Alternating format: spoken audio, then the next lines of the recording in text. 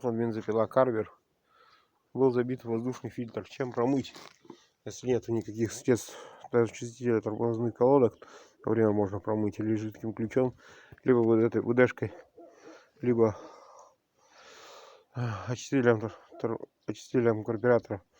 Нет таких, ничего подобного нету у вас под рукой. Можно просто взять такое ведерко воды небольшое нужного размера, добавить туда моющее средство, два моющих средства, Пемос и АОС, пополоскать минут 10-15, вот так вот, и короче потом просушить час на этой. Все было в сухом месте.